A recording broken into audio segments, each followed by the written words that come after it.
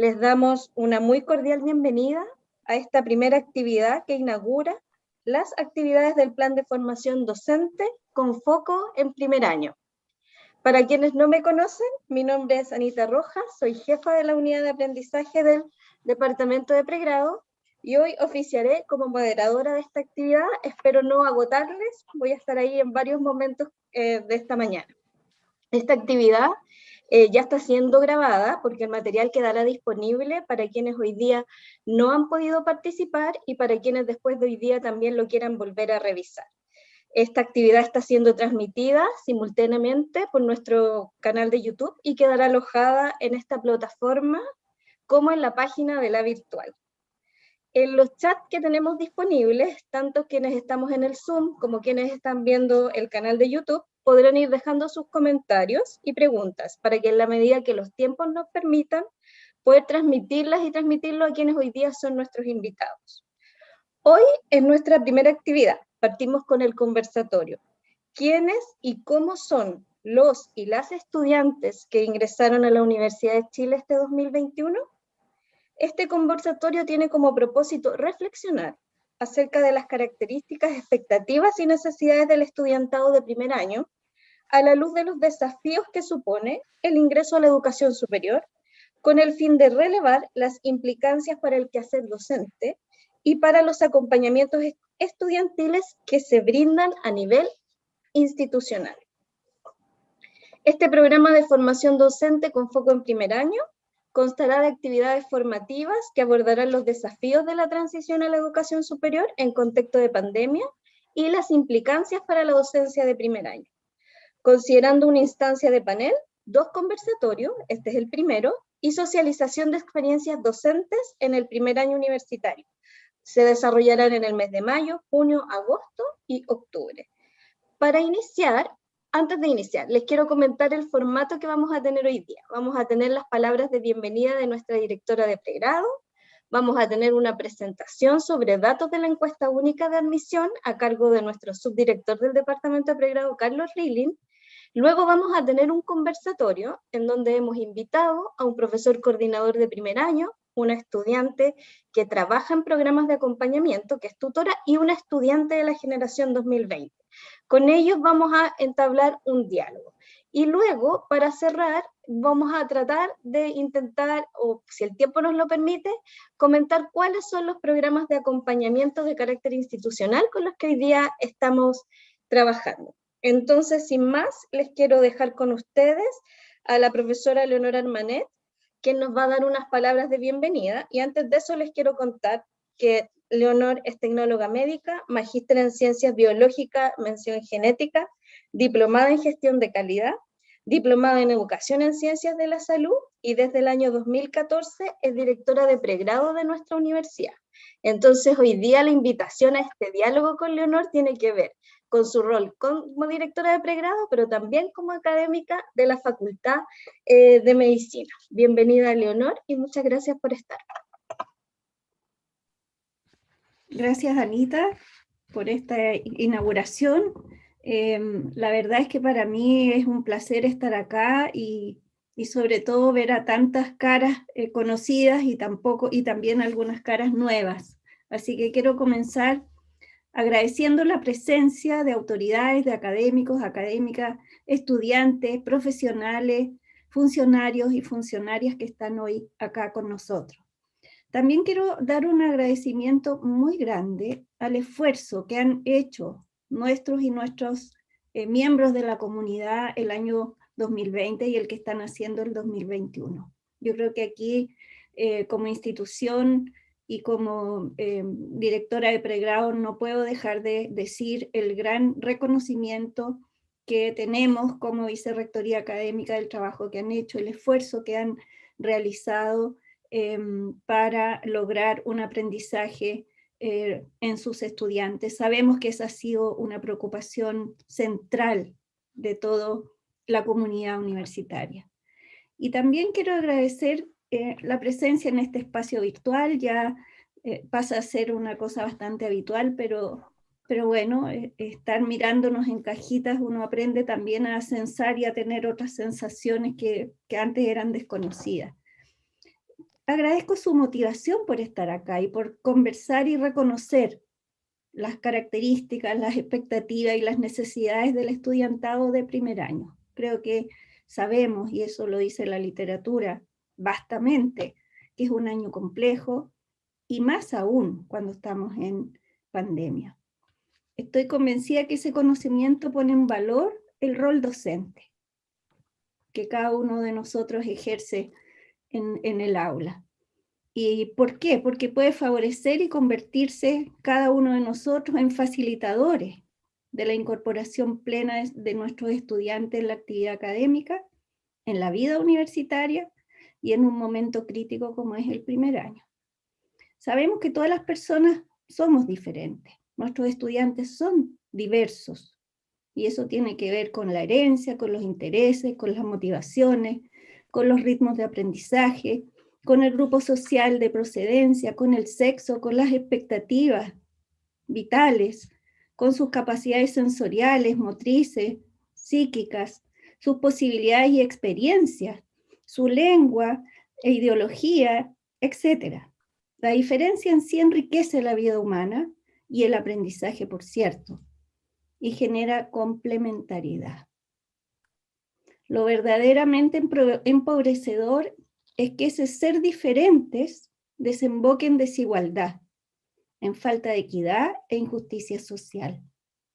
Es por ello el valor de profesores y profesoras en cuanto son y somos, como dice Stanton y Salazar, agentes de empoderamiento de sus estudiantes, ya que no solo les conceden y ofrecen un acceso específico a apoyos institucionales, sino que también pueden alterar sus destinos al capacitarlos en una conciencia crítica y con los medios, es decir, herramientas para la acción, para transformarse a sí mismos y a la sociedad.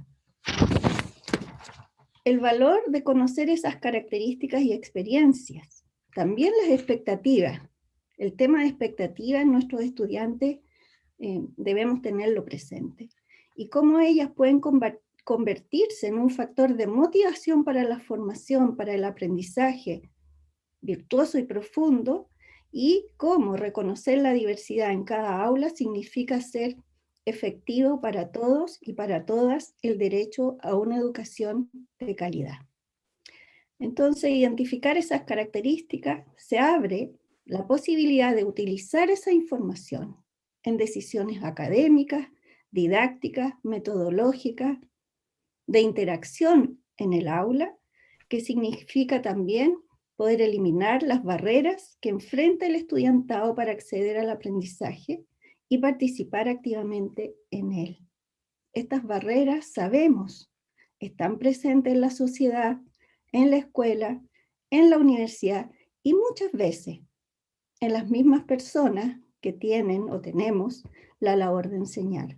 Por eso es tan importante que ustedes estén hoy aquí.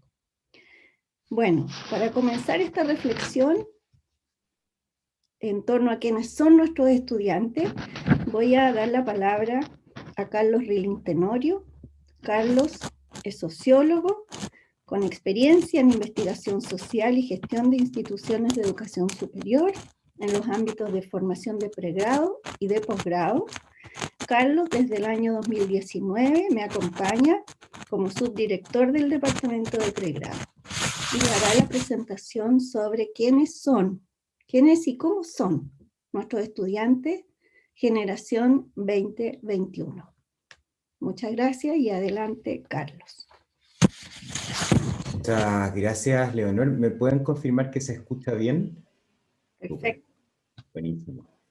Voy a poner una presentación en este momento. ¿Se ve? Súper.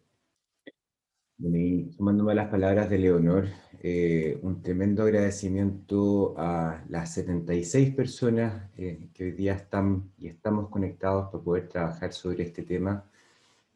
¿Cuánto nos gustaría? Hoy día en la mañana conversábamos con los directores de escuela, cuánto nos gustaría poder estar haciendo esto en presencial, poder tomarnos un cafecito juntos, poder recuperar parte de esa espontaneidad y cotidianidad, pero hemos aprendido a reconocer ese cariño a través de los medios digitales y es parte un poco de lo que vamos a hablar hoy día, de cómo podemos ocupar esos espacios digitales para poder construir nuevos ritos y nuevos lazos.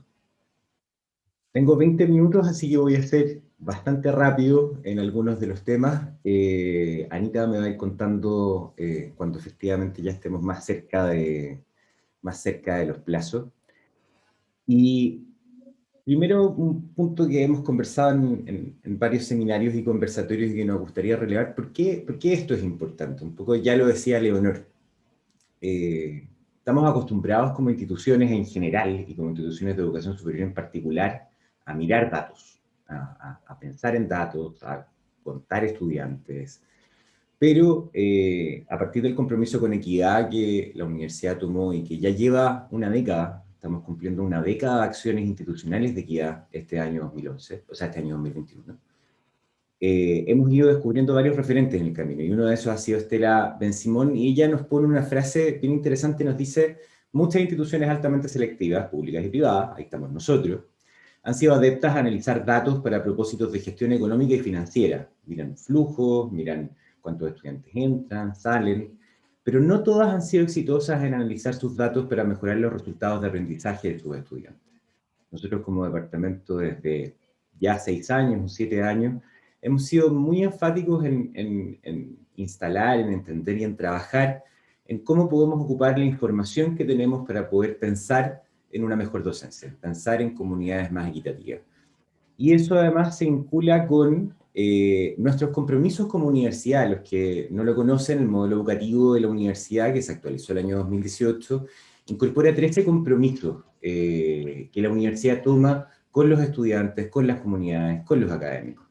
Y uno de esos dice: desarrollar mecanismos para el acompañamiento en la inserción y desarrollo de la vida universitaria, la titulación oportuna y el egreso, articulando programas de acompañamiento en conjunto con las unidades y focalizando estos programas de acuerdo con las necesidades especiales de los diversos estudiantes. Nos comprometemos institucionalmente a que la docencia que vamos a hacer y el acompañamiento que vamos a hacer no va a ser generalista, sino que va cada vez más a trabajar respecto de las características individuales que cada estudiante necesita. Sabemos que es una tarea titánica y que no tiene una solución, tiene muchas, pero creemos que estos espacios y estas conversaciones nos sirven de alguna manera para ir dándole cumplimiento a estos compromisos que como institución nos autoimpusimos. Entonces voy a hacer un breve repaso por cómo es nuestra demografía universitaria y cómo hemos ido cambiando también como institución. Primero, en términos de indicadores un poco más duros, un poco más brutos. Nosotros como institución siempre hablamos de que tenemos una composición de 3/3 del sistema educacional. Son 3/3 medios relativos. Un estadístico antiguo me diría eso, no son 3/3. Pero efectivamente tenemos una participación importante en términos de grupo, tanto de estudiantes que estudiaron en establecimientos públicos o estatales, aquí están los establecimientos municipales y los servicios locales de educación, los particulares subvencionados y los particulares pagados. Hay un grupito chiquitito que no tiene información, que generalmente son estudiantes extranjeros. Y este año, aquí tenemos los datos del 2014 al 2021, efectivamente bajó la participación de estudiantes estatales en consonancia con lo que pasó en términos de admisión en el sistema en general. Aumentó un poquito la participación de estudiantes pertenecientes al mundo particular pagado y se mantuvo en términos proporcionales más o menos estable la participación de estudiantes que provienen del mundo particular subvencionado. Si uno mira las proporciones, nunca hemos cruzado la barrera del 30% de estudiantes provenientes de la educación pública en el periodo que estamos mirando, y efectivamente hay una tendencia a la baja. Pero cuando uno corrige estos datos por la proporción de estudiantes que están en la educación pública, efectivamente hemos mantenido nuestra proporción, porque el sistema de educación pública, municipal y servicios locales de educación se ha ido comprimiendo, se ha ido achicando en los últimos años. Y por lo mismo uno de nuestros desafíos también es ver cómo podemos mantener esto y cómo podemos reconocer también otras realidades dentro de otras dependencias. En términos de percentil, yo creo que no hay ningún profesor que no se haya hecho la pregunta si los estudiantes de hoy día son mejores o peores que los del ayer en términos de competencias académicas. No es una frase extraña de escuchar.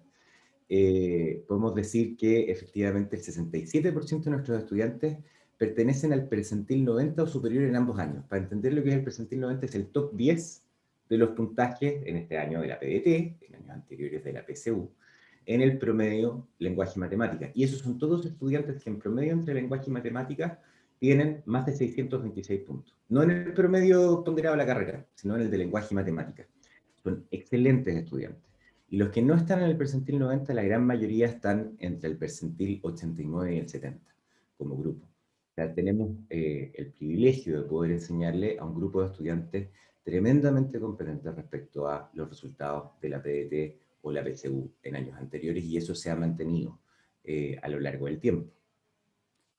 En términos de sexo, aquí ha habido un compromiso importante de la universidad respecto de poder trabajar la equidad de género. El porcentaje de mujeres matriculadas está alcanzando un plató, que es del orden del 54%, con cambios muy significativos en algunas facultades, como lo es la Facultad de Economía y Negocios, la Facultad de Ciencias Físicas y Matemáticas, que han tenido planes especiales para poder trabajar un acceso paritario a las carreras de pregrado. Y en ese sentido, ya desde el año 2019 se empieza a consolidar nuestra participación en términos de sexo a nivel institucional, está en niveles más o menos similares a la representación nacional de mujeres versus hombres en el censo, sin perjuicio que aquí todavía tenemos estos espacios que están altamente masculinizados o altamente feminizados, y también tenemos planes de trabajo específicos para aquello.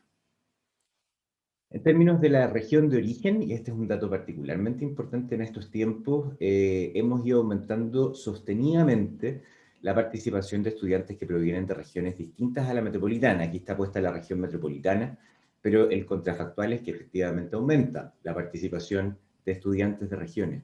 Y esto nos da una gran alegría, porque cada año vamos abriendo comunas, decimos. Vienen estudiantes de comunas que no habían entrado a la Universidad de Chile, de liceos que no habían entrado a la Universidad de Chile, pero también nos representa un tremendo desafío, porque de este grupo, al menos hay 1.100 estudiantes que están cursando sus estudios hoy día en sus regiones de origen, que no se trasladaron a Santiago una vez matriculados. Y eso significa que cuando abramos nuestros ansiados planes de reincorporación a las actividades presenciales, tenemos que pensar también muy cuidadamente respecto de cómo ese grupo de 1.100 estudiantes y todos los de años anteriores también, que efectivamente están cursando en regiones, tienen que desarrollar ese proceso de transición hacia la región metropolitana para poder incorporarse a las actividades académicas. En términos de nacionalidad y pertenencia a pueblos indígenas, también hemos avanzado significativamente. Tenemos el doble de estudiantes que declaran una pertenencia a un pueblo indígena en el proceso de matrícula, sin perjuicio que tenemos una pequeña baja en este año. Y nuestra participación de estudiantes extranjeros, y esto es una condicionante que no solo tiene que ver con la U, sino que también tiene que ver con los beneficios estudiantiles y las posibilidades de financiar estudios que tienen los estudiantes extranjeros, sigue siendo bastante baja. Nosotros además en la región, por una cuestión de costo de aranceles, por ejemplo, en la región latinoamericana no necesariamente somos un destino tan atractivo para otros estudiantes a cursar carreras de pregrado, considerando que hay otros países de la región que tienen sistemas de educación gratuita o que tienen otras coordenadas. Así que por eso mismo, este es un dato que efectivamente siempre es bajito y seguimos buscando mecanismos para poder ampliarlo, y que además se ha visto afectado por la pandemia porque la movilidad entre regiones, o sea, la movilidad entre países obviamente está más limitada. Ahora pasando a la encuesta única de admisión, contarles un poco la historia de este instrumento. La encuesta única de admisión la aplicamos desde el año 2015, fue un esfuerzo conjunto que hicimos en su momento con la Facultad de Ciencias Sociales y la iniciativa Bicentenario en ese momento. Ya llevamos 7 aplicaciones de la encuesta única de admisión con excelentes tasas de respuesta, y poco a poco hemos aprendido a ocuparla para poder ayudar a las comunidades académicas y docentes a poder abordar la transición de los estudiantes desde la enseñanza media a la enseñanza superior. En el caso de esta encuesta, la respondieron 5.083 alumnos nuevos de 6.201, con una tasa de respuesta del 81,97% y distribución bastante equivalente entre todas las unidades académicas y por nuestros ponderadores de sesgo, que son género, dependencia educacional y edad.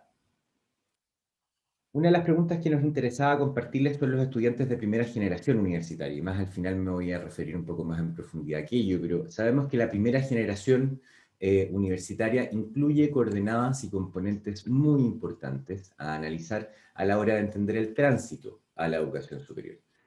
Aquellos estudiantes que tienen un padre o una madre o ambos padres universitarios, que son los estudiantes que están en la parte de la barra amarilla y que es el 65,6%, son estudiantes que efectivamente si se echan un ramo, si tienen que postergar estudios, si tienen que hacer un trámite universitario o entender algunas de nuestras siglas o normativas, pueden tener alguna noción en casa que los apoye o les dé soporte. En cambio, los estudiantes que están en la parte azul, el 34,3, están más lejanos de esos códigos y de esos puntos. Y eso no tiene solamente que ver con lo disciplinar, también tiene que ver con aprender a navegar el espacio universitario y entender de alguna manera estos nuevos códigos y poder aprenderlos. Por eso mismo monitoreamos regularmente nuestra proporción de estudiantes que pertenecen a la primera generación universitaria, y ahí también quiero hacer una salvedad importante. Si bien es el 65,6 que declaran experiencia universitaria previa en alguno de sus padres, este grupo de estudiantes que tienen padres universitarios y por tanto no son, de acuerdo al indicador, estudiantes de primera generación, no necesariamente viven con sus padres. El 80% de nuestros estudiantes viven solo con su madre y no con sus padres, aquellos que efectivamente se están graduando. Y por lo mismo, aquí, por eso están más puestos hacia acá, esta es una experiencia universitaria en el fondo, o una primera generación, una no primera generación, con mucha red. Esta con bastante red, y esta puede ser con menos red de apoyo, porque efectivamente puede que sus padres no formen parte del cotidiano de los alumnos que efectivamente así lo declaran. Anita me dice por interno que me quedan 10. Perfecto. Vamos, Intake. Otra pregunta que queríamos compartirle es, independiente de cómo realizaron el proceso de postulación, la carrera a la que ingresaron, ¿es la que preferían estudiar? Tenemos un 88% que nos dice que sí. Este dato es muy, se correlaciona muy bien con la tasa de retención de los estudiantes. De hecho, nuestros números de retención este año son bastante altos y están más o menos en esta cifra. 88 para carreras, 92 para el institucional. Tenemos un grupo que nos dice, un 7% que nos dice que no. Parte importante de ellos, por ejemplo, están asociados al programa académico de bachillerato, son estudiantes que entraron al bachi para otra cosa, para moverse a otro espacio, pero tenemos otros que entraron a carreras de segunda opción que no querían, y este va a ser un año tándem en su experiencia. Y tenemos un 5% que nos dice, sí, es la carrera, pero no la quería aquí. No alcancé el puntaje, no tenía las condiciones económicas para poder matricularme en otro espacio, etcétera. ¿Por qué les planteamos esto? Porque este dato en particular puede ser tremendamente desafiante si es que hay una concentración mayor de estudiantes en su sala que efectivamente no quieren estudiar esa carrera. Motivar a esos estudiantes a los logros de aprendizaje, motivar a esos estudiantes a ciertas actividades puede ser un desafío mayor. Y por eso mismo creemos que es un tema también que hay que mirar con bastante cercanía y eventualmente atrevernos a preguntarlo, también en los espacios de clase y en los espacios de sala. ¿Esperas graduarte del programa al que estás ingresando? Aquí vemos datos distintos. Aquí un 95% de los estudiantes nos dice que sí, quieren graduarse del programa al que están ingresando. Un 4% nos dicen que no lo saben. Y un porcentaje chiquitito, menor al 1%, nos dice que no, un 0,39%, que efectivamente son estudiantes que podríamos desde ya trabajar con ellos para ver qué es lo que realmente quieren hacer. Porque ya nos están diciendo de antemano que esto no es lo que quieren. En términos de las expectativas, y lo conversábamos en la mañana, o sea, en el comienzo respecto a las expectativas de nuestros estudiantes, tenemos dos preguntas que nos parece bien importante conversar con ustedes. La primera es, ¿qué tan preparados los estudiantes se sienten para ciertos temas? ¿Cuáles son los temas que están más arriba, o donde efectivamente dicen que están muy preparados o preparados? Son las barras verdes. Aprender los contenidos de los cursos. Tenemos estudiantes que llegan con mucha confianza de que su aprendizaje no va a ser una limitante, ni sus capacidades para aprender, así como pensar crítica y analíticamente, aprender de forma autónoma, algo muy importante en estos tiempos, usar computadores y tecnología, también muy importante en estos tiempos, y trabajar efectivamente con sus compañeros. Como enfrentar el año académico en general, todos estos tienen un 90% o más de expectativa de preparación de los estudiantes. ¿Dónde tenemos problemas o dónde efectivamente visualizamos que los estudiantes nos están pidiendo ayuda más significativamente? En la parte de las relaciones, hacer nuevos amigos, el 22% nos dice que están poco o nada preparados. Analizar información numérica y estadística, este es un clásico, siempre los estudiantes efectivamente a la parte de analizar información numérica y estadística le tienen un poco más de susto que otros elementos. Hacer trabajos de manera online, un 26% nos habla de poca preparación, y relacionarse con sus compañeros informalmente de manera online. Un 34% nos dice que efectivamente se siente poco o nada preparado. O sea, las relaciones son parte de las ansiedades, de alguna manera, que los estudiantes nos están manifestando. No significa eso que el aprendizaje de los cursos no sea algo que si les encuestáramos hoy día, esto fue a comienzos de marzo, si les encuestásemos hoy día podría haber cambiado, pero efectivamente la primera expectativa es el tema relacional, y eso es en el fondo con lo que llega, en términos de certidumbre. Y en términos de expectativa, ¿qué tan seguido esperas? Y aquí lo verde es muy seguido, lo amarillo es a veces y nada. ¿Qué tan seguido esperan trabajar con otros estudiantes en tareas o trabajos en grupo? El 80% nos dice que eso es algo que esperan. Parece venir también de una estructura escolar que lo trae bastante. El 73% prepararse para pruebas con otros estudiantes. El 65% explicar información. ¿Y dónde estamos más, de alguna manera, más bajos? Primero, pedirle a otro estudiante que te ayude a entender los contenidos de los cursos. Esta pregunta nos importa mucho porque el 51% nos dice que no espera regularmente hacer eso. Y creemos que esta es una parte importante porque significa que no hay una predisposición innata a pedir ayuda. Y es parte natural de la experiencia universitaria pedir ayuda en aquellas cosas que no puedo abordar. Pero también, por otro lado, vemos que efectivamente hay un porcentaje no menor que nos dice que trabajar con un académico en actividades fuera de las lectivas, comités, grupos estudiantiles, hay un 47% que no tiene esa expectativa. Y eso también nos llama a la preocupación, porque esperamos de la experiencia universitaria de la Universidad de Chile que efectivamente ese sea un código común. Hablar de planes futuros con algún académico. El 44% dice que no visualiza eso como algo seguido o tan seguido. También creemos que hay un espacio importante, hay un 56% que dice que sí lo espera, pero hay un 44% que dice que no necesariamente lo espera, y queremos de alguna manera entender por qué, si hay algo en lo que nos vemos más lejano. Y conversar sobre los rendimientos académicos con los docentes, hay un 60% que tiene esa expectativa, que quieren conversar con sus profesores respecto de cómo les va, y un 40% que dice que a veces o nada. En términos ya de temas más materiales, de conectividad y espacios de estudio, ambas cosas muy importantes en un contexto de pandemia. El acceso a Internet es un problema súper focalizado hoy día, por lo que vemos, a diferencia del 2020, afortunadamente tenemos iniciativas institucionales que han ido abordando estos casos. Desde las mismas unidades académicas hemos ido trabajando la distribución de chips, de dispositivos de conexión, y es un 5% que tenemos en lo que denominamos nuestra zona de preocupación, que son los que nos dicen que su acceso a Internet es pocas veces o que no van a tener acceso. Todos esos estudiantes que han sido o contactados o se está trabajando con ellos para que efectivamente puedan acceder a esas condicionantes. Pero es un problema bastante focalizado porque son estudiantes que ya vienen, la gran mayoría de ellos, de una experiencia previa online. En términos de condiciones del espacio del hogar, y esto porque nos costó bastante al comienzo de la pandemia entender que no todos los estudiantes tenían un espacio propio, cómodo y silencioso para poder asistir a clases y que compartían ese espacio con otros. Tenemos un 53% que nos dice que varias veces sus condiciones son adecuadas, un 31% que nos dice que siempre, y un 16% que dice que las condiciones son pocas veces o nunca adecuadas para la actividad online.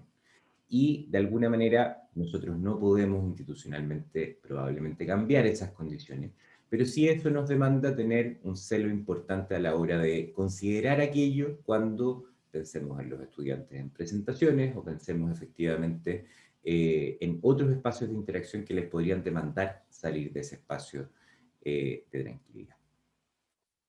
¿A qué más dedican el tiempo nuestros estudiantes junto con estudiar? En el caso de esta cohorte, hay un 81% que no trabaja y no está esperando trabajar, un 16% que está buscando trabajo y un 4% que trabaja. Y de esos hay un grupo pequeño, que nos preocupa bastante, que trabaja más de 12 horas. La literatura nos indica que un estudiante puede compatibilizar sus actividades de estudio y de trabajo si es que no toman más de 12 horas a la semana. Después de eso, efectivamente empezamos a ver relaciones decrecientes en términos de rendimientos académicos. Y por esto mismo, ese 4% nos merece alguna preocupación. ¿Y a qué otras cosas dedican el tiempo? Hay un 51% que nos dice que realiza trabajo doméstico de las más diversas índoles. Esto puede incluir desde efectivamente lavar la loza y sacar la basura a temas un poquito más demandantes. Un 29% que no realiza absolutamente nada y que creemos que conforme vaya avanzando el proceso de transición hacia la adultez, efectivamente se van a ir incorporando al grupo al menos de trabajo doméstico. Un 14% que desarrolla labores de cuidado de niños y niñas entre 0 y 12 años, y un 6% que cuida a adultos mayores o personas con necesidades de cuidado. Si nosotros sumamos estos dos, tenemos un 20% que hoy día tienen dependientes, simbólicamente hablando, y que efectivamente tienen que compatibilizar sus actividades de trabajo y de estudio con el cuidado de otros. Y una parte importante además trabajan hoy día. Entonces, ese también es un elemento importante a la hora de poder diseñar y pensar actividades formativas. Una última pregunta que queríamos compartirles es la modalidad principal sobre la cual los estudiantes cursaron el año académico 2020. El año académico 2020 fue tremendamente desafiante, no solamente para nosotros como universidad, sino para todo el sistema educativo. ¿Ya? Hay un 58% de los estudiantes que hizo esto, que tuvo este tipo de conversación, en mayor o menor medida. Tal vez no tenían tantas clases, pero efectivamente tenían internet sincrónico. Un 25% lo hizo por internet asincrónico. Y efectivamente pudo revisar videos y pudo trabajar en plataformas de comunicación que no implicaban una interacción directa. Un 10% no tuvo experiencia educativa previa, o sea, en el 2020, son estudiantes que ingresaron de cohortes anteriores de su graduación en la media. Un 5% nos declaró presencial, seguimos indagando cómo, porque efectivamente la gran mayoría del país no tuvo actividades presenciales, pero probablemente son casos bastante situados. Y hay un 2% que nos indicó que tuvo modalidad a distancia sin internet, y que son estudiantes que estudiaron, por ejemplo, en establecimientos rurales que establecieron rutas de guías para poder estudiar y que entregaban y retiraban materiales de estudio de forma física, u otros mecanismos. Nos preocupan en particular el grupo que está acá en el 2%, el grupo que no asistió a instituciones educativas y el grupo que tuvo internet asincrónico. ¿Por qué? Porque sabemos que la transición de esos espacios al nivel de carga y demanda que tiene nuestra agenda es bastante importante. Un estudiante nuestro puede pasar conectado 4 o 5 horas al día en una semana regular. Entonces, transitar de 0 a 5 horas al día por 5 días a la semana es un aumento de carga significativo. Y entendemos que es tremendamente necesario, pero efectivamente también hay que considerarlo, y por eso mismo algunas unidades han implementado semanas de pausa, todas han implementado semanas de pausa, u otros mecanismos que permiten de alguna manera hacer un quiebre entre esta actividad súper intensiva, sobre todo para aquellos estudiantes que no tenían experiencia previa. Algunas reflexiones generales. Primero, en términos de primera generación, no hay que asumir, y ese es como un corolario general, no hay que asumir que el estudiante conoce los códigos internos de los que nos relacionamos como institución. Nosotros tenemos siglas, procedimientos, mecanismos, etcétera, que son tremendamente propios nuestros, los tenemos imbuidos en el alma, pero los estudiantes no necesariamente lo saben. Y en ese sentido, el diseño universal como concepto de aprendizajes e institucional nos puede ayudar a abordar sin asumir que esas condiciones de base existen. Lo segundo, la primera generación también es tecnológica. No solamente es primera generación de estudios, también hay esto es un quiebre nuevo para todos. Entonces, aquellos estudiantes que tenían una experiencia de primera generación pero presencial, hoy día la están viviendo virtual. Y no necesariamente eso es algo en lo cual sus familias puedan acompañarlos, sus personas significativas. Entonces, de alguna manera todos somos primera generación en algunos de estos temas que estamos visualizando. Así como nosotros evaluamos al estudiante, el estudiante también nos está evaluando a nosotros. Está evaluando efectivamente si continúa o no con nosotros, si le gusta o no la carrera, si la experiencia formativa efectivamente que está viviendo es algo que le acomoda. Y sobre todo los que no ingresaron en una primera preferencia. Los apoyos profesionales, y vamos a hablar mucho de eso hoy día, los apoyos profesionales que tenemos como universidad no reemplazan la riqueza de lo que nos hace diferentes como universidad, que es la relación estudiante-docente. Es lo que los graduados más valoran, es lo que buscan. El hecho de poder tener a sus docentes, a muy buenos académicos, a muy buenos docentes cerca y poder trabajar con ellos. Y es súper importante trabajar esto, mantenerlo y dar el primer paso también. Porque lo que hemos visto, y no lo presentamos acá, pero lo que hemos visto es que a quienes más les cuesta son aquellos estudiantes que provienen de entornos más desprivilegiados socioeconómicamente. Construcción de relaciones sociales es un tema importantísimo. ¿Cómo podemos ayudar ahí? Y Anita les va a contar mucho después de esto. La universidad tiene una gran red de apoyos y soluciones. Una tarea permanente de nosotros es poder acercar a los estudiantes a esos apoyos. Brevemente, en 30 segundos, ¿cómo encuentro esta información como profesor? Yo, ¿cómo efectivamente todo esto que nos están contando lo puedo ver yo respecto de mi curso? Desde el año 2018, en Ucursos, si ustedes entran en cada uno de sus cursos, toda la universidad, en la pestaña Integrantes de cursos, hay una pestaña que dice Lista, que es la clásica, donde uno puede bajar la lista del curso, Y hay una pestañita que dice caracterización, al ladito. Y en esa caracterización ustedes van a encontrar tres cosas. Las orientaciones para la docencia, que es un documento que hemos preparado con cómo trabajar cada uno de los temas que les presentamos. Segundo, los datos generales, y esto está para todos los cursos de la U, que incluye sexo, tipos de ingreso, puntajes de ingreso, edad, año de ingreso, si el estudiante está tomando el curso por primera vez o es repitiente y por cuántas veces, y el creditaje inscrito y sus carreras. Toda la información demográfica, eso está para todos los cursos de la U. Y si además su curso tiene más de un 60% de estudiantes de primer año, se van a desplegar algunas preguntas de la encuesta como las que acabamos de revisar. Primera generación, si conocen el programa al que entraron, qué tan seguido esperan hablar de los contenidos, si cuentan con espacio, internet y condiciones del hogar adecuadas, el trabajo y cuánto tiempo dedican al cuidado. Entonces, todo lo que conversamos aquí, cada uno de ustedes lo puede ver en su espacio situado y la invitación es también a que lo podamos revisar en ese contexto y podamos ver qué reflexiones se garillan de ahí. Sé que estoy súper pasado. Mis disculpas, Anita, por el pasarme del tiempo. Ha sido muy agradable compartir esta información con ustedes. Gracias, Carlos. Sí, te pasaste, pero fuiste respondiendo las preguntas que iban apareciendo en el chat, así que vamos a tomarnos un par de minutos más contigo para hacerte un par de preguntas que han aparecido de quienes están hoy día participando. Ya varias las han estado contestando Leonor y Lisette por el chat. Pero nos preguntan, por ejemplo, por la estadística de estudiantes con hijos. Hoy día tenemos, entiendo, del orden de 40 estudiantes nuevos que ingresaron con hijos, no me acuerdo exactamente el porcentaje, pero va a ser un poquito menor al 1%, lo puedo confirmar y se los puedo dejar en el chat en cuanto pasemos al panel. Pero hay 40 estudiantes nuevos, sí me acuerdo el dato específico, que ingresaron con hijos a la universidad. Gracias.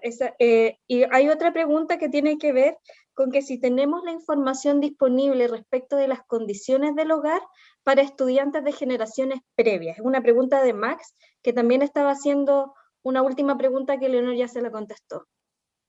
Sí, Max, esta encuesta, nosotros tenemos, y eso se los podemos contar en amplio, en otro conversatorio, tenemos una batería de instrumentos que aplicamos regularmente. El año pasado aplicamos un instrumento que es el de experiencia en docencia remota para toda la U. Respondieron 10.200 estudiantes en la encuesta completa.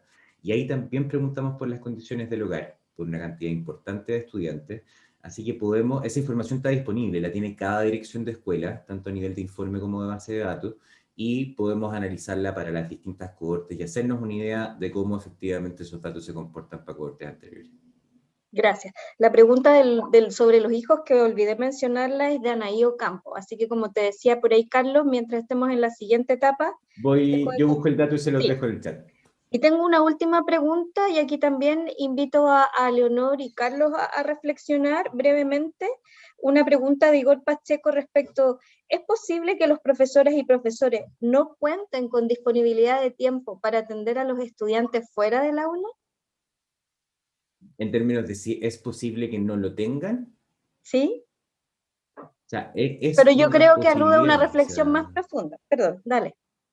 es muy posible que no lo tengan. También tenemos de hecho, para responder esa pregunta podríamos revisar el dato de qué nos dijeron los profesores. El año pasado también entrevistamos a todo nuestro cuerpo docente respecto de a todos los académicos y las personas que realizan docencia de pregrado en la universidad.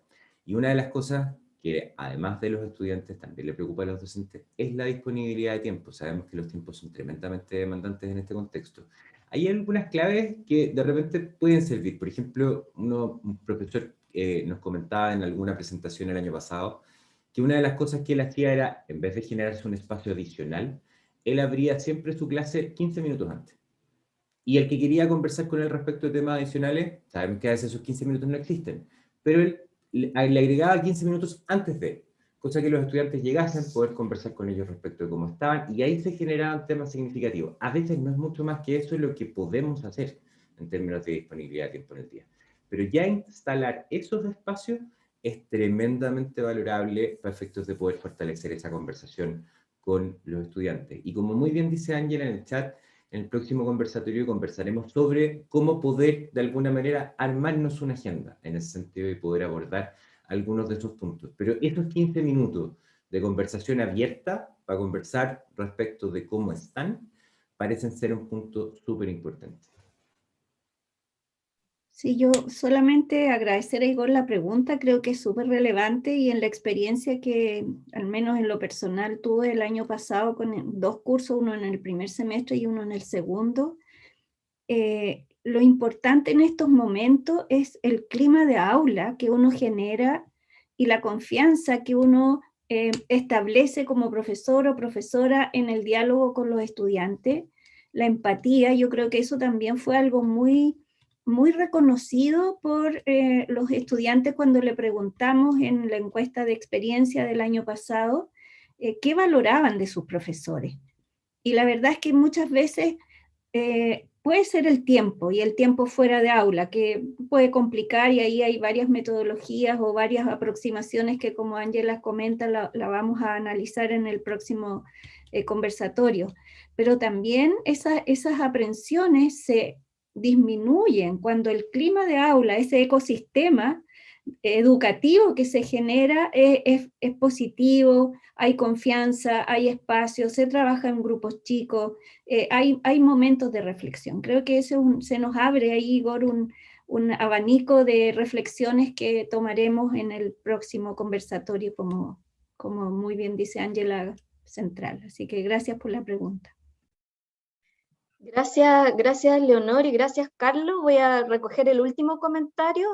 Gonzalo Arqueros dice, en mi caso he podido hacer las 2 cosas este semestre, abrir 15 minutos antes y dedicar un bloque especial para atención personalizado grupal sobre los diversos temas que necesiten comunicar y discutir los estudiantes, y lo evalúa como muy positivo. Gracias Gonzalo por compartir tu experiencia. Les quiero comentar que estamos tomando nota y dejando registro de las conversaciones y las preguntas que van apareciendo en este chat y también en la transmisión de YouTube, para después poder seguir en este diálogo y responder fuera de este espacio las preguntas que nos hayan quedado sin respuesta, en este caso para la encuesta única de admisión y la presentación de Carlos. Gracias Carlos, finalmente. A continuación, y siguiendo la línea de la conversación que nos ha propuesto Carlos, vamos a iniciar una mesa de conversación a la que hemos invitado a participar a un profesor, una tutora y un estudiante de la generación 2020, quienes desde su rol docente de acompañamiento a estudiantes y también como estudiante hoy día ya de segundo año, nos van a compartir su experiencia y nos ayudarán a reflexionar acerca del propósito de este encuentro. Les queremos agradecer a ellos que hayan aceptado nuestra invitación y los vamos a introducir muy brevemente para abrir la conversación. Primero le damos la bienvenida a Gustavo Castro, ahí lo veo, es profesor de matemática, ingeniero agrónomo de la Universidad de Chile. En los últimos 10 años ha estado estrechamente vinculado a los procesos formativos de los estudiantes de primer año, experiencia que le ha permitido desarrollar diversas iniciativas de acompañamiento para las y los estudiantes de primer año.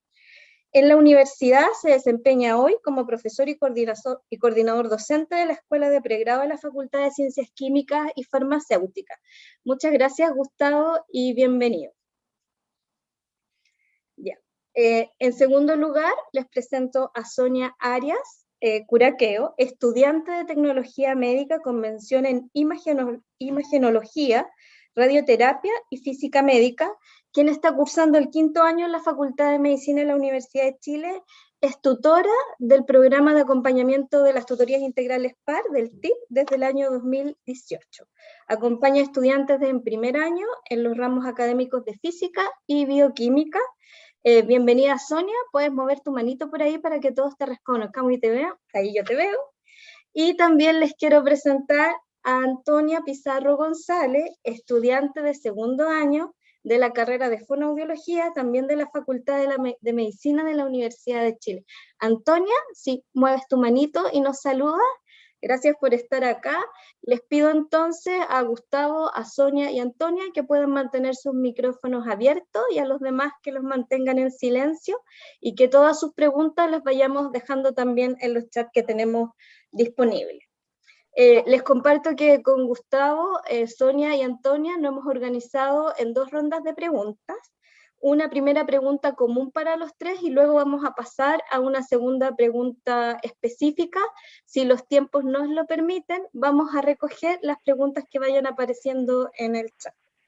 Entonces, vamos a partir por la primera pregunta, y el orden que habíamos acordado cuando estuvimos preparando este espacio es que partía Gustavo, sigue Sonia y le damos la palabra a Antonio.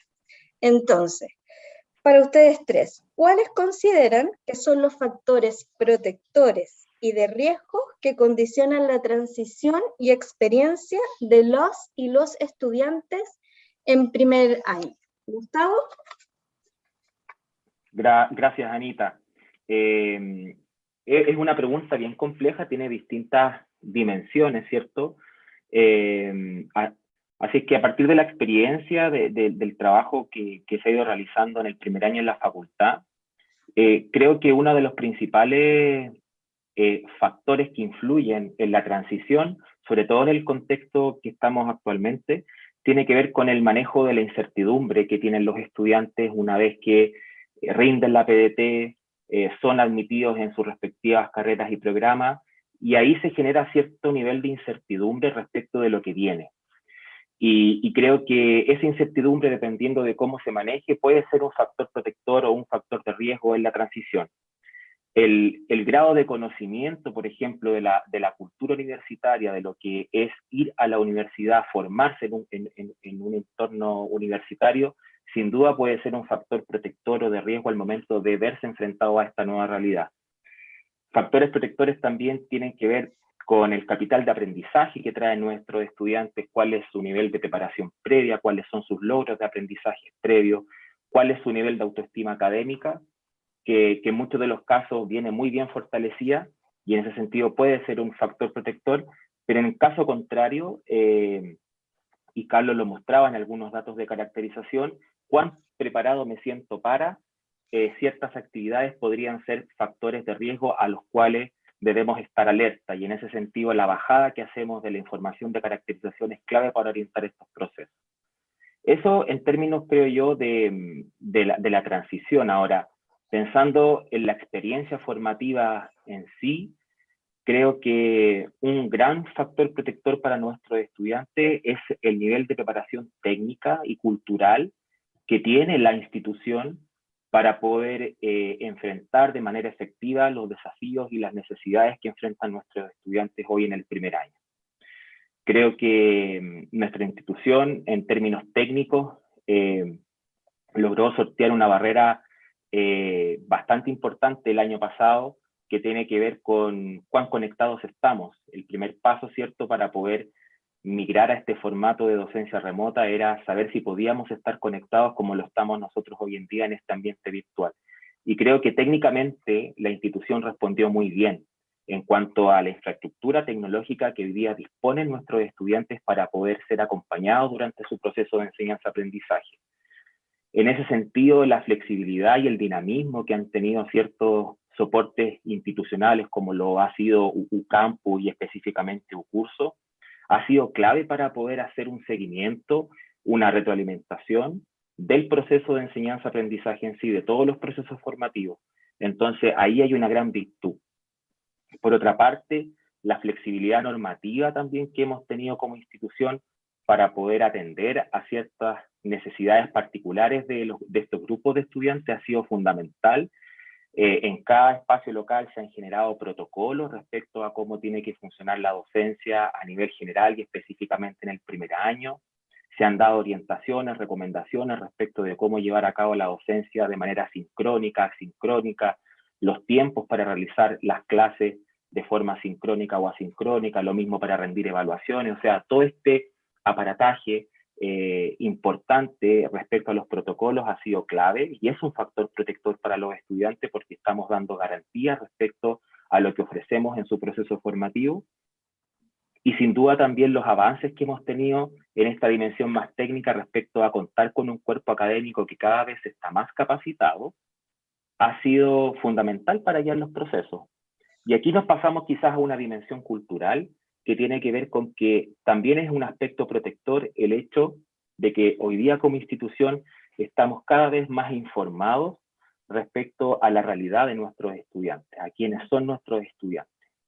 Y como decía Carlos en su primera diapositiva, no solo recolectamos los datos para tener el dato o para dar un reporte, sino que más bien orientamos la toma de decisiones en función de los datos que tenemos, y diseñamos en muchos casos los procesos formativos, diseñamos nuestros procesos con la información con la que contamos, y eso es virtuoso.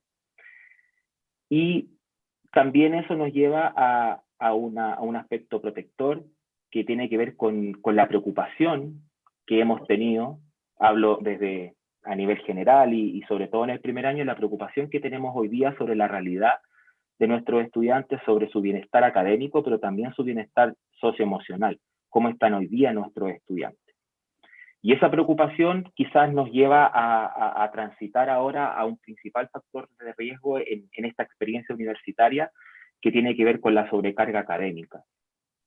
La sobrecarga académica, sin duda, y sobre todo en este formato, ha sido un factor de riesgo para nuestros alumnos, y en ese sentido, el impacto que tiene, por ejemplo, en el manejo de la frustración, en el manejo de la ansiedad, condicionan en gran medida la experiencia en el primer año universitario.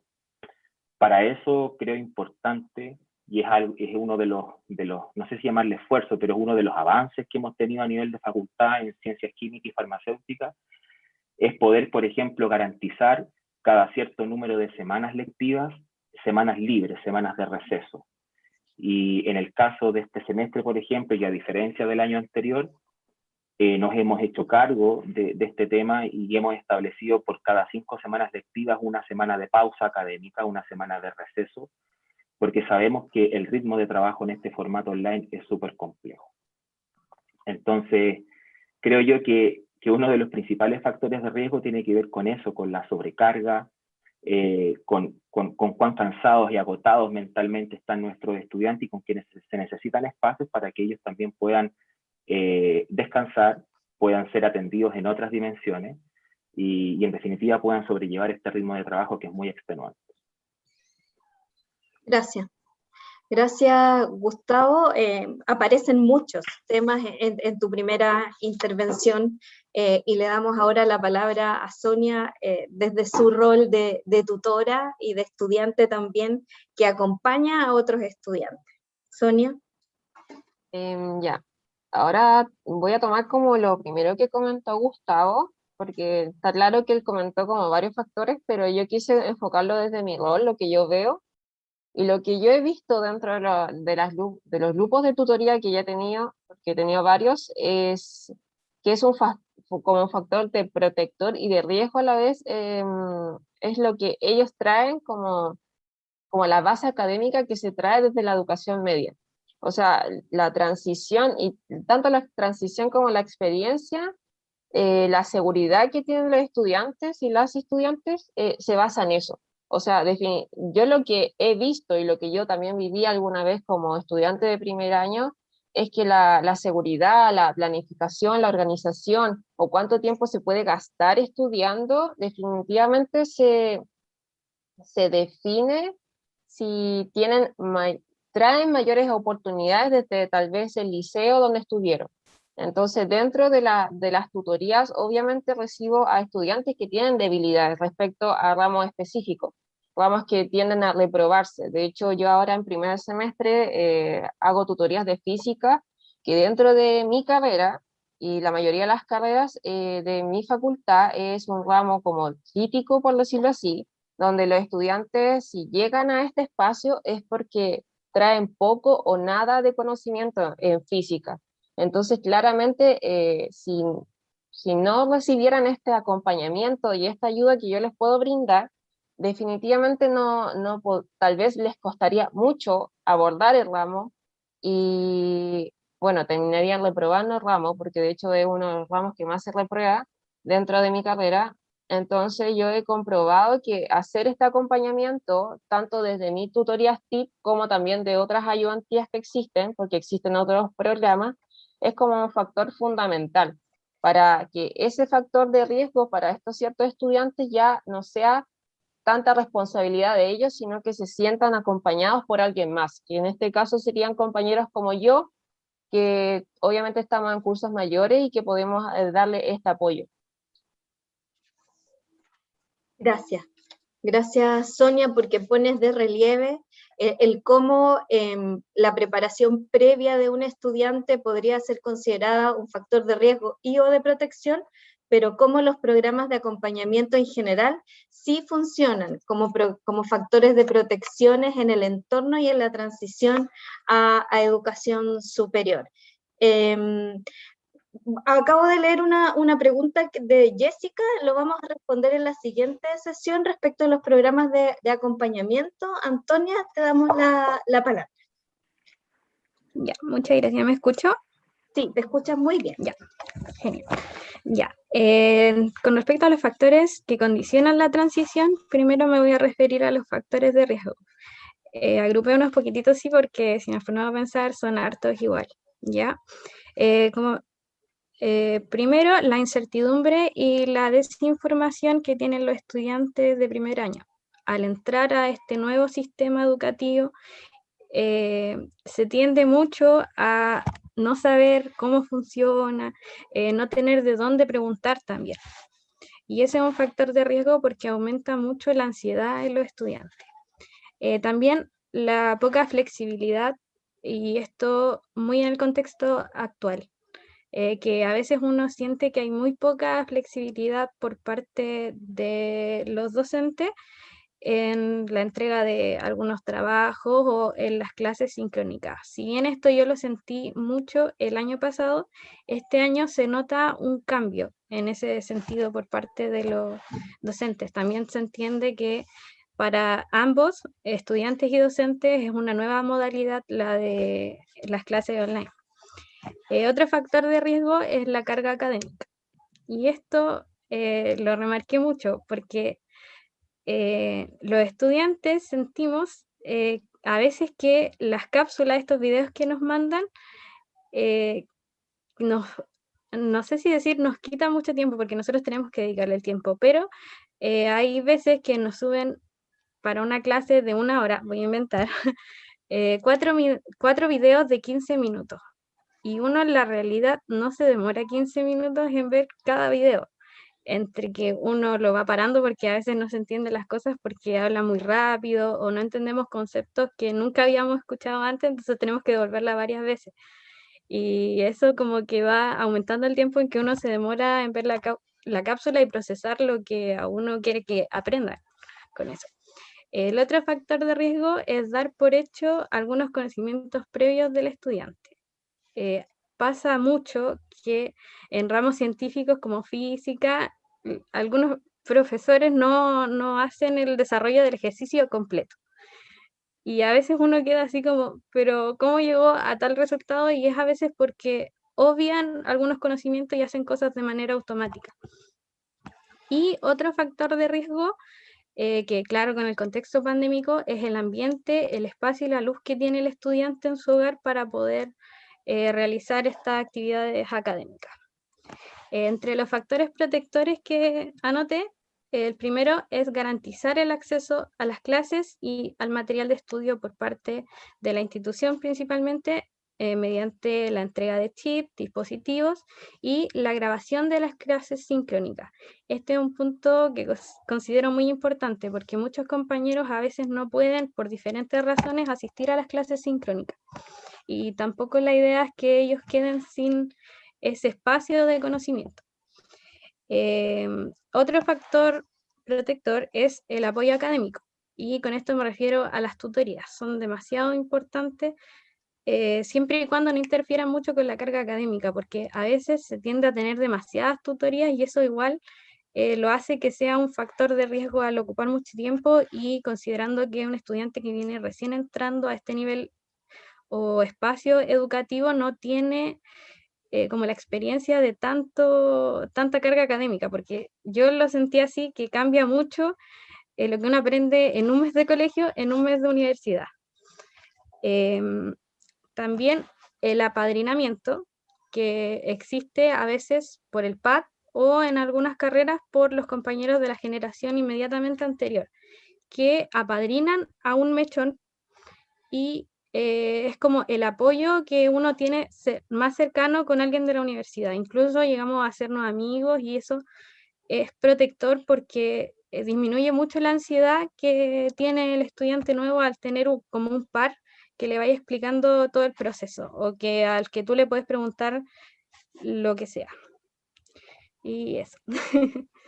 Gracias, Antonia. Te pasaste con la claridad y los temas para abordar. Creo que hay mucha coincidencia en lo que tú muy bien dices al referirte a la incertidumbre, a la flexibilidad, a los temas vinculados a la carga académica y a las condiciones para el estudio, que desde tu mirada lo ves como que podrían ser factores de riesgo, y también la aproximación que nos compartía Gustavo al inicio de su alocución respecto a los mismos temas, al hablar de cómo manejamos desde el espacio docente el manejo de la incertidumbre, cómo efectivamente la flexibilidad normativa podría convertirse en un factor protector cuando estoy buscando alternativas de acompañamiento para el estudiante, y qué decir de lo que decías tú respecto de los programas de acompañamiento, que es el punto que destacaba Sonia, respecto de cómo estos espacios, que efectivamente tienen que funcionar en un espacio armónico y no ser una mayor sobrecarga, permiten y acompañan y permiten una mejor experiencia y un mejor tránsito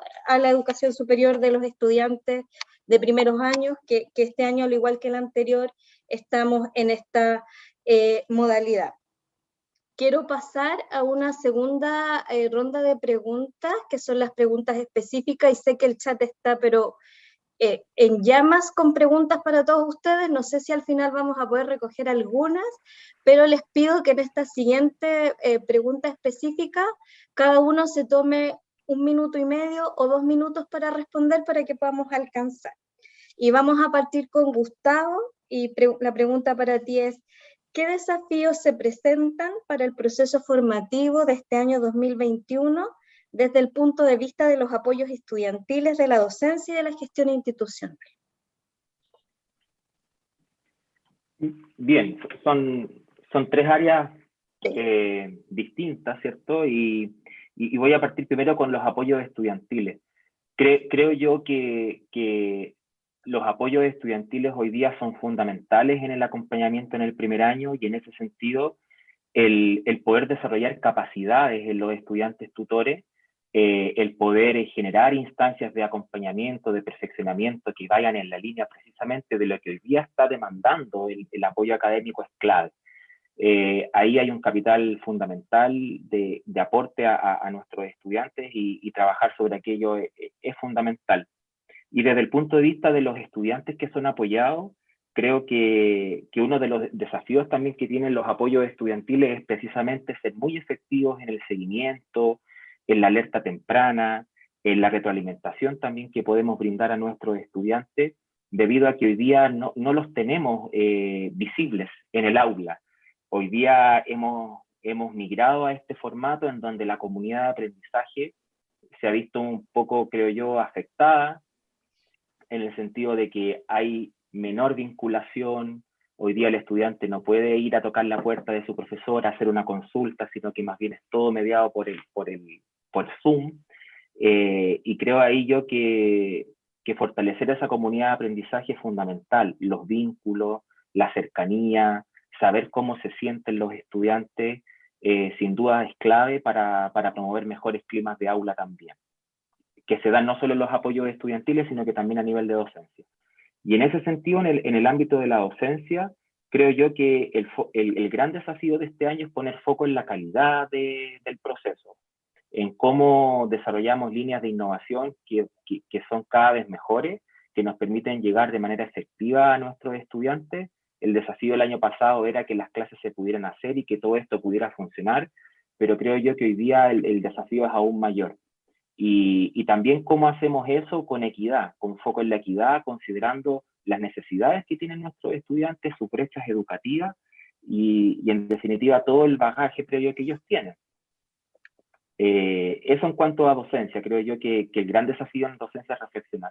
Y a nivel de gestión institucional, porque tengo solo 1 minuto y medio, creo yo que el gran desafío es cómo nos vamos a adaptar culturalmente para el retorno. El retorno va a ser complejo, el retorno va a requerir una adaptación cultural y va a requerir también la reconfiguración de los espacios físicos con los que contamos hoy día en nuestras facultades. Y ese es un desafío que a nivel de gestión académica o gestión institucional es clave. Ver cómo va a ser este proceso, cómo nos adaptamos, cómo reconfiguramos los espacios. Creo yo que ahí hay desafíos que no son menores. Gracias. Gracias, Gustavo. Sonia, en tu caso te queremos preguntar, ¿qué beneficios ves tú que aportan los programas de acompañamiento tutorial, las tutorías a las y los estudiantes de primer año? Y también, ¿cuáles son los desafíos de estos programas de acompañamiento, de estas tutorías, en esta etapa de transición? Ya, primero tomando la primera pregunta sobre los beneficios. Yo creo que con la experiencia que tengo lo he dividido como de un 100% en un 50% académico y un 50% como en la área personal de cada estudiante que ingresa a la tutoría. ¿Por qué lo digo así? Porque, claro, cada estudiante que se le ofrece este tipo de apoyo piensa que solamente vamos a hablar de materia o solamente yo soy súper experta en lo que, en lo que manejo, pero en realidad yo en cada sesión inicial que hago con los compañeros de primer año, les explico que yo al final hago un seguimiento a cada uno, o sea, yo conozco a cada uno que va a participar en esto. Por lo tanto, le puedo brindar tanto como consejo, experiencia que yo ya he tenido en estos años que llevo de universidad, también porque lo que hemos vivido con otros compañeros tutores, porque uno igual, uno comenta lo que le sucede a cada uno dentro de su grupo, entonces no es solamente una ayuda académica, sino que, y también les dejo claro que yo no soy profesora, sino que literalmente soy una estudiante mayor que está ayudándolos a ellos en este proceso que están iniciando. Y también un proceso personal que yo de hecho lo confirmé o lo comprobé muy bien este año 2020 que recién pasó, siendo que fue un año súper complejo por tener que adaptarse a esta modalidad online y donde a mí me gustaba mucho estar en clase y ver, o sea, estar en la sala de clase y ver las caras a ellos y reírnos, qué sé yo, espontáneamente. Tuve que adaptarme a esta modalidad y aún así conseguí que ellos sintieran esto, que este espacio de confianza se había hecho para que ellos lo usaran tanto en el tema académico como en cosas personales como, no sé, crisis vocacionales, cómo abordar un tema, cómo abordar evaluaciones o temas tan básicos como inscribir ramos, por ejemplo, que eso tampoco se sabe. Así que eso es lo que yo podría decir como beneficio. Y sobre los desafíos, yo creo que más que nada seguir como reinventándose en el sentido de cómo buscar crear este lazo a través de las pantallas. O sea, esta generación 2021 ya vivió un año online desde su educación media, pero eso no quiere decir que sea más fácil el trabajo que vamos a hacer como tutores. De hecho, los tutores nuevos, porque todos los años se añaden nuevos compañeros tutores, van a tener que hacerse parte de este proceso. Entonces, yo creo que es el mayor desafío, volver a conectar con este nuevo grupo de estudiantes que cada tutor va a tener y buscar las mejores herramientas para alcanzar eso, esa conexión que necesitamos para crear este espacio. Gracias, Sonia, por eso que resulta tan importante y pertinente en este espacio conocer a las y los estudiantes, conocer su caracterización, perfilarlo, resulta crítico para que efectivamente ese acompañamiento del cual tú hablas sea lo más pertinente posible. Antonia, contigo la pregunta es la siguiente. De acuerdo con tu experiencia 2020, ¿qué aspectos crees tú que podrían favorecer este proceso de transición de las y los estudiantes, de los estudiantes que ingresaron este año, pensando en tu experiencia del 2020? Como ya dije, en el ámbito de lo institucional es fundamental el garantizar el acceso a este contenido de las clases. Ya, también la claridad en la entrega de información a los estudiantes, porque muchas veces uno siente la descoordinación entre los sectores de donde proviene la información. Entonces esa considero que es una barrera de la manera en que el estudiantado no recibe correctamente el mensaje que les desean finalmente transmitir. Por el lado de la docencia, es importante para para favorecer este proceso de la transición, la buena comunicación y la flexibilidad, como lo había dicho. Y con esto me voy a referir a estudiantes que ingresan por primera vez a la universidad, que recién terminan la enseñanza media o ingresan luego de tomarse unos años sabáticos. Es esperable que primero no conozcan el funcionamiento de la universidad con respecto al colegio o al liceo. Entonces, no solo está en juego la transición del modelo educativo, sino que también el modelo comunicativo entre el estudiante y el docente. Y segundo, creo que transición viene de la mano con el concepto de flexibilidad. Los estudiantes que ingresan deben adaptarse al nuevo modelo. Por lo tanto, uno tiende a esperar también que el modelo en el que ellos se van a insertar sea flexible con ellos, por lo menos cuando estamos hablando de primer año. Las tutorías considero que son importantes y aportan mucho en el proceso de transición. En ocasiones, como decía Sonia, ayudan al estudiante a expresar las dudas que por diferentes razones no comentaron en la clase y tienden a hacer estas tutorías más personalizadas y cercanas a los estudiantes al aplicar la docencia entre pares, ya que los tutores uno los tiende a ver mucho más accesibles frente a un docente. Y también, como había dicho, el apadrinamiento lo considero importantísimo. Más aún si el padrino o madrina es estudiante de la misma carrera. Este se vuelve un factor protector al poder consultarle a tu padrino lo que sea, desde crisis vocacionales hasta tips de estudio. Y en mi caso, mi madrina fue mi primera amiga de la universidad, entonces también eso fue demasiado importante. Y reitero nuevamente que hablo desde este contexto pandémico, porque no puedo opinar del contexto presencial donde tampoco he tenido esa experiencia. Gracias, gracias Antonia. Nosotros esperamos que en un futuro no tan lejano, efectivamente, la experiencia presencial pueda ser parte también de tu experiencia de formación de estos primeros años de ciclo inicial. Hay un par de preguntas, hay varias preguntas que están en el chat que las pueden contestar directamente cuando demos inicio a la siguiente etapa, porque son sobre apadrinamiento en el caso de Antonia. Hay una pregunta, te pregunta la Sofía Navarro de Odontología, ¿qué le puedes contar sobre los padrinos? También hay una pregunta de Fernanda para Antonia y Sonia respecto de cómo ven el rol de los pares y los compañeros en el proceso formativo. Y hay otras preguntas de Cristina Márquez, de Jessica Castro y de Dominique, vinculadas a los programas de acompañamiento tutorial, que vamos a tratar de responder en la última parte de este conversatorio a propósito de presentarles muy someramente el plan de acompañamiento estudiantiles de nivel central. Y también ahí hay un comentario de Cintia que vamos a retomar en algún otro momento porque nos dice que le gustaría hablar sobre ejemplos de dinámicas que permitan activar todo el capital cultural y autoestima académica de los estudiantes, y entiendo que efectivamente eso funcionaría como un factor protector también en el aula. No sé si muy brevemente, Gustavo, ¿quieres agregar algo más? Muy breve, un par de frases para cerrar tu participación.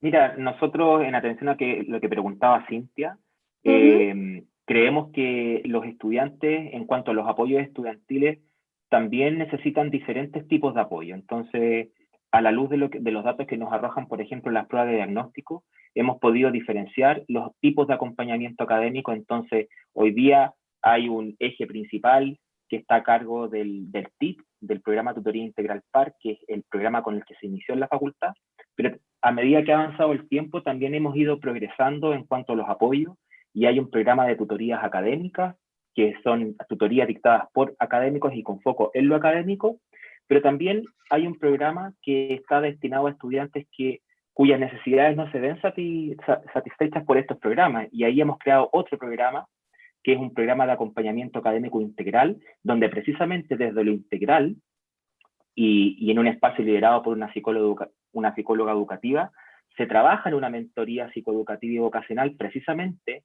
para trabajar estas temáticas del capital cultural y del manejo de lo vocacional. Entonces, de alguna manera como la reflexión es a mirarse en el espacio local y ver si de pronto hay espacios para poder, o sea, se pueden generar espacios para atender las necesidades de los estudiantes en distintos formatos de acompañamiento. Gracias. Muchas gracias, Gustavo. Sonia, ¿quieres cerrar con una frase, despedirte? Sí, es que quería cerrar justo con una pregunta que hicieron respecto a la, justo alcancé a leerla sobre la modalidad de esto, cómo tuvimos que adaptarnos. Es más que nada por el tema, igual como estamos ahora, pues, o sea, por medio de una videollamada, y obviamente los estudiantes no se animan a mostrar las cámaras, no se puede ver las caras de los estudiantes, así que solamente me ven la cara a mí. Así que yo por lo menos he aplicado la creatividad de ser más conversadora, soy súper preguntona en lo mejor que puedo hacer porque yo tengo que ir comprobando que me están siguiendo el hilo, entonces todos mis compañeros han aplicado a hacer Kahoot, a usar otras como redes sociales, y más que nada eso, como que, y tampoco exigirles tanto que prendan la cámara, porque también ellos ya como que han estado todo el día en clase, entonces yo creo que eso más que nada, o sea, no creo que por lo menos mi facultad y mis compañeros tutores no hemos hecho algo tan extraordinario, es más que nada que tal vez nos hemos vuelto como más habladores para tratar de sacar más información, porque como no lo estamos viendo en vivo y en directo, así que lo importante es que yo creo que la perspectiva que tengo de mi facultad es que todos los tutores alcanzamos a llegar a eso, o sea, no es solamente una cosa personal, o sea, yo creo que todos mis demás compañeros alcanzaron a tener un buen grupo y una buena relación, así que dar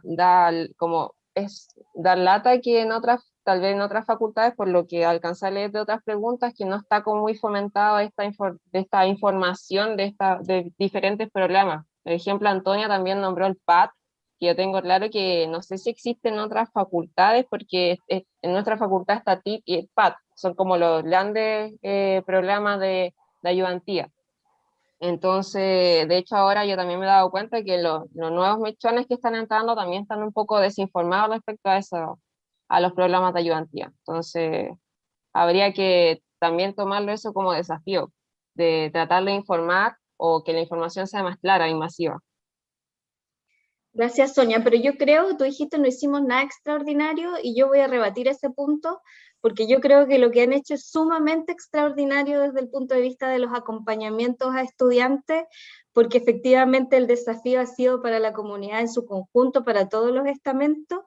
Entonces ha sido sumamente extraordinario tener a los programas de acompañamiento en línea, no bajar en ninguna unidad académica, estar en todas funcionando, así que eso es extraordinario y muy meritorio.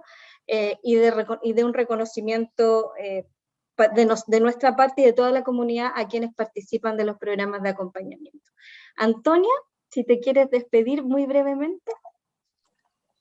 Sí, muchas gracias a todos por la invitación, porque igual siento que puedo ser como la voz de los de primer año, en base a mi experiencia. Gracias a todos por asistir y por invitarme también a ser parte de este conversatorio. Gracias, gracias Antonia. El tiempo, como se dan cuenta, se nos ha hecho mucho más breve de lo que quisiéramos para esta conversación.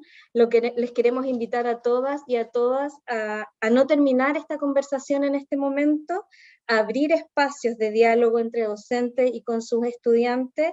Recojamos lo que aquí se nos ha dicho con mucha fuerza y convicción respecto de lo importante que es conocer a nuestros estudiantes, hacernos cargo de las situaciones que viven nuestros estudiantes y también nuestros docentes.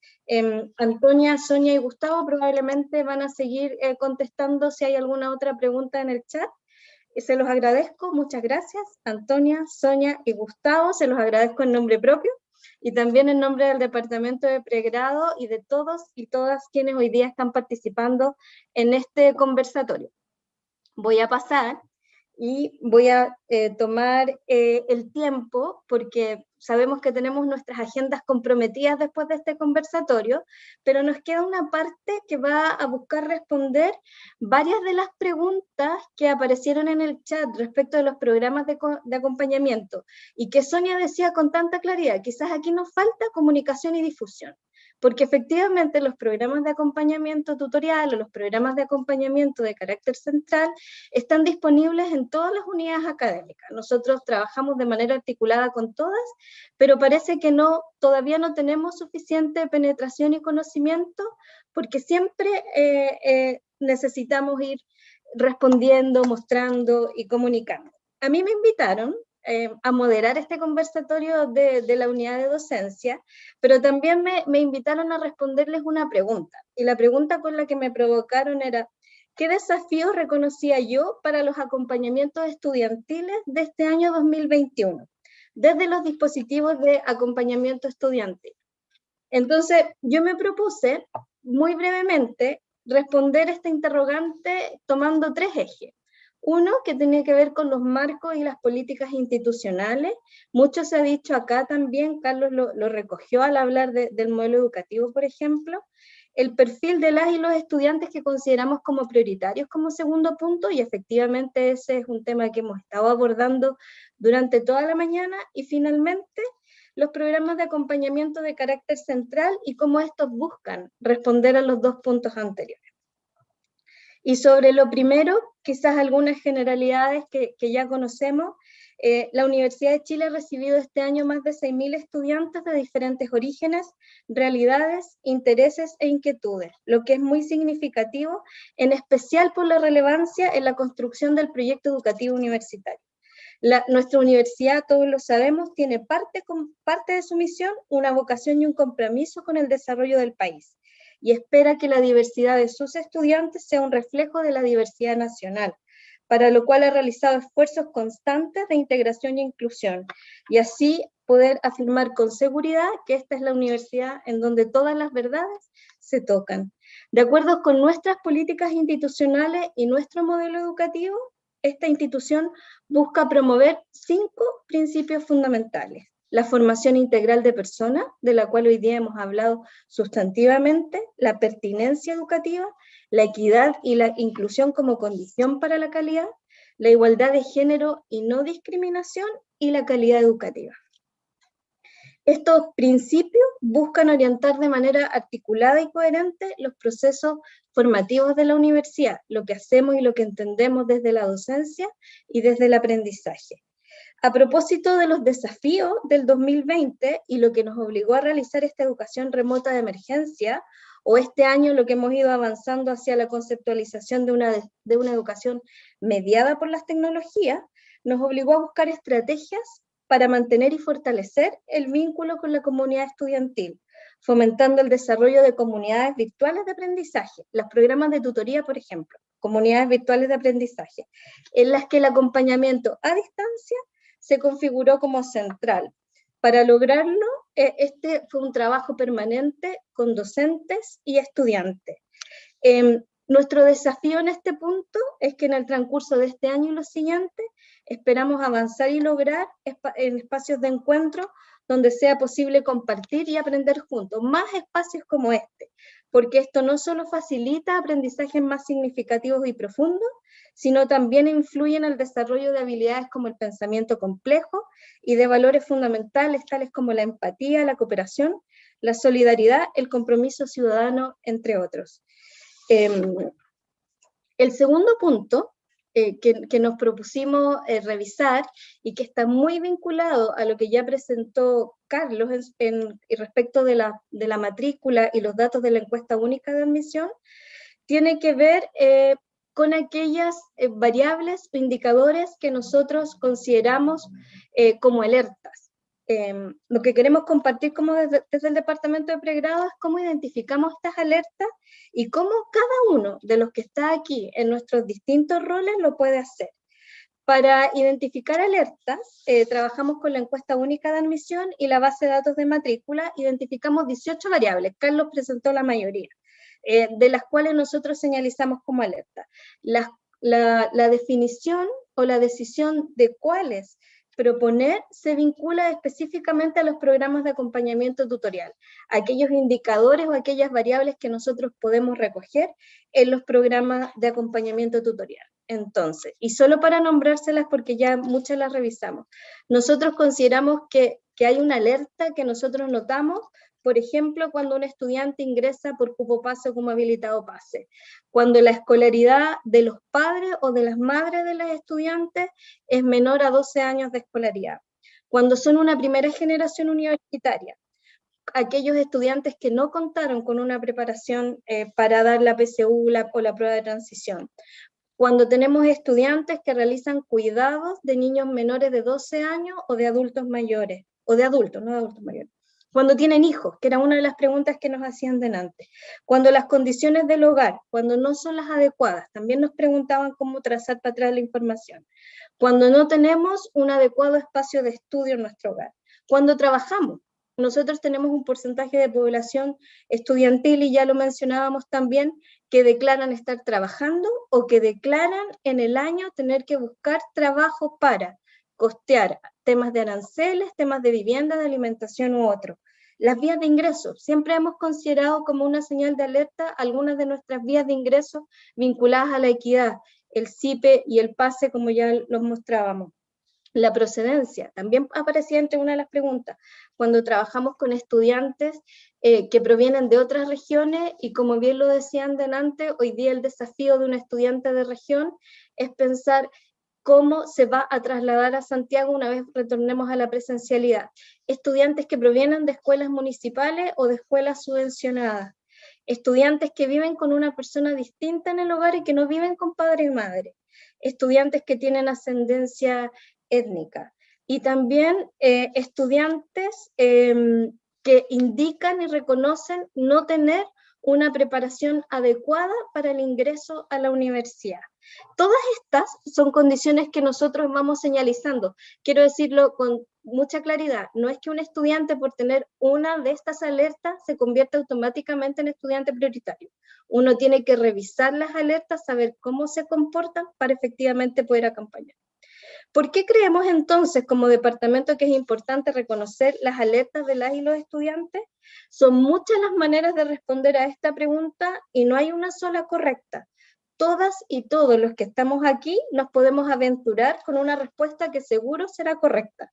Del lado de los acompañamientos resulta central conocer a las y los estudiantes y proponer programas y planes de acompañamiento que se ajusten a esos perfiles. Nos permite también flexibilizar, y ya hemos hablado mucho de flexibilidad hoy día, y adecuar nuestras prácticas docentes. Conocer a quienes están en nuestras aulas nos permite también empatizar y humanizar el espacio y el vínculo. Identificar y levantar alertas sobre un estudiante no significa que la respuesta deba salir necesariamente de nosotros. Lo que se nos pide, lo que pedimos es conocer para responder, conocer para derivar y saber dónde hacerlo. Todas las facultades e institutos cuentan con unidades, con equipos de apoyo a docentes y estudiantes, a los cuales recurrir.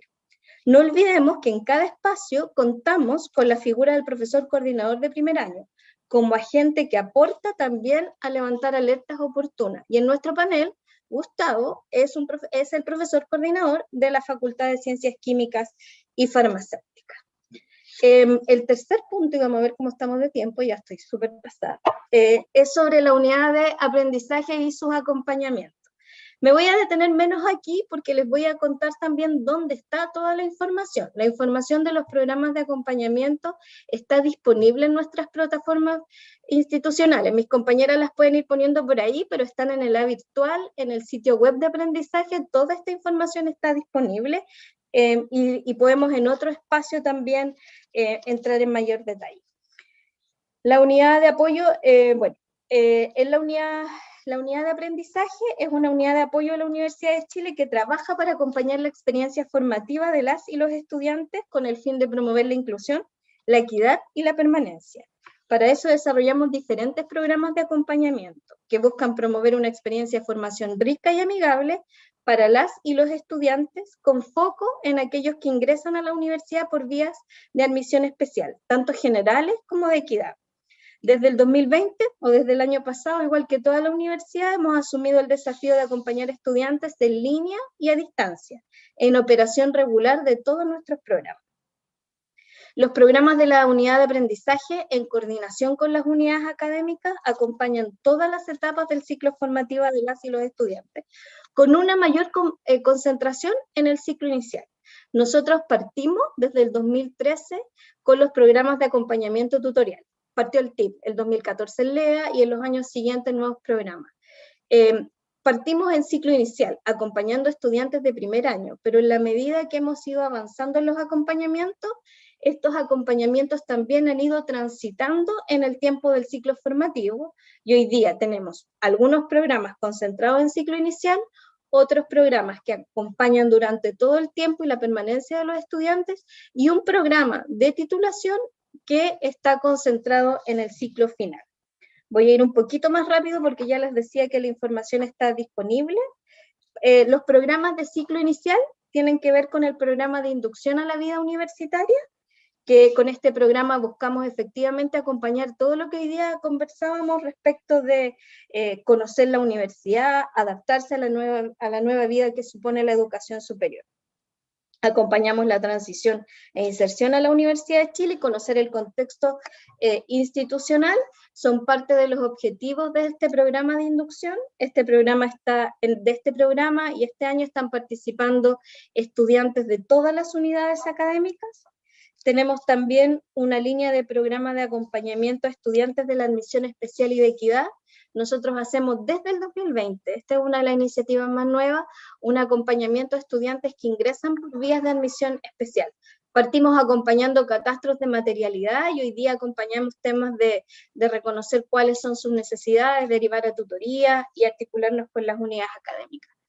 En el mismo ciclo está nuestro programa que tiene cobertura institucional y el más antiguo de todos, que son los programas de acompañamiento tutorial.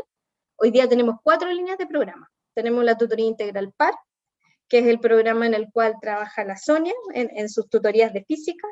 Tenemos el programa de lectura, escritura y oralidad académica en contextos académicos, el programa de mediación cultural, y lo más nuevo tiene que ver con el programa de acompañamiento a estudiantes en situación de discapacidad, que es una línea que estamos trabajando y formulando desde el año 2019, y que hoy día cobra mucho más sentido a propósito también de la vía de acceso que estamos trabajando.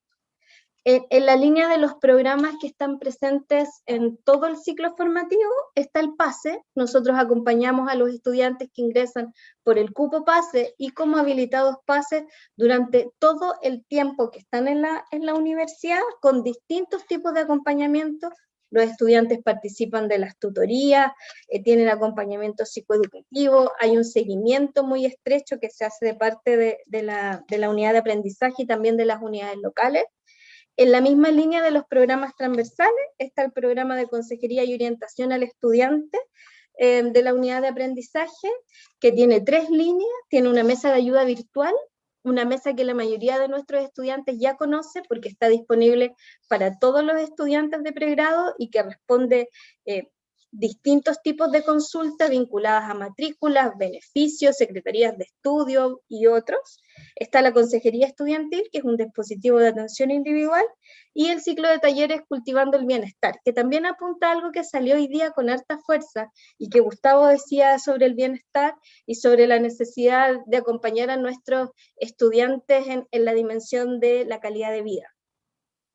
También está en la misma línea de los acompañamientos que son transversales a todo el ciclo formativo, el programa de recursos para el aprendizaje, nuestra página web, la página web de aprendizaje en el departamento de pregrado, que tiene distintos tipos de recursos. Y finalmente el programa de escrituras para tesistas, que es un programa que tiene foco en los estudiantes que están en ciclo terminal y que acompaña la escritura de la actividad final de titulación, cualquiera sea lo que tengan que hacer. Hay asesorías, talleres y otras cosas. La información que les he compartido tan preliminarmente se encuentra disponible en múltiples plataformas y redes sociales. Nos pueden encontrar en las plataformas institucionales que mis colegas de la unidad de docencia están poniendo en el chat, que ya les compartieron. Ahí aparece el avirtual.chile.cl, en aprendizaje.chile.cl, en nuestra mesa de ayuda para estudiantes a través de su correo estudiantesuchile@uchile.cl, nuestras redes sociales, Facebook e Instagram en @aprendizaje_UCH. Les vamos a dejar la invitación a revisar la información y compartirla con sus colegas docentes y con sus estudiantes. Estamos a lo que nosotros llamamos un clic de distancia. Y yo creo que aquí lo importante del mensaje no es aprender sobre cada uno de los problemas, saber a dónde recurrir, saber a dónde derivar, saber que existen estas unidades de apoyo en todas sus unidades académicas, que también los servicios centrales tienen estos acompañamientos, y que si sabemos dónde preguntar, le podemos facilitar el tránsito y la experiencia formativa a nuestros estudiantes y a nosotros también como docentes. Así que ya, termino esa parte y les agradezco llegar hasta este momento de la hora y hasta este conversatorio. Me corresponde también cerrar. Este conversatorio. Les quiero muchas gracias a todas y todos por su participación, interés y por su escucha atenta. Antes de finalizar, antes de que se vayan, les queremos invitar a ayudarnos a la mejora continua de nuestro plan de formación, respondiendo a una encuesta de valoración de esta actividad que está apareciendo en este instante en el chat. Mis compañeras de la unidad de docencia les están poniendo por ahí en un chat un link a la encuesta de evaluación de este espacio, y mientras ustedes los contestan y les pinchan, yo les quiero recordar que el plan de formación docente, con foco en primer año, constará de actividades formativas que abordarán los desafíos de la transición a la educación superior en contexto de pandemia y las implicancias para la docencia de primer año. Considerando una instancia de panel, 2 conversatorios, ya lo decíamos, este es el primero de esos conversatorios, y socialización de experiencias docentes en el primer año universitario que se desarrollarán en los meses de mayo, junio, agosto y octubre. Sin embargo, me comentan por aquí, no solo tendremos actividades vinculadas al primer año, sino a todos los niveles formativos. Entre ellas, no se pierdan nuestro segundo conversatorio. Sigue de la mano de este un segundo conversatorio que lleva por nombre Nuevos desafíos para la docencia universitaria, claves para un escenario de cambio y transformación. Este segundo conversatorio se va a desarrollar el martes 11 de mayo en este mismo horario, y las invitaciones van a llegar, igual que llegó esta, a sus correos y por redes sociales.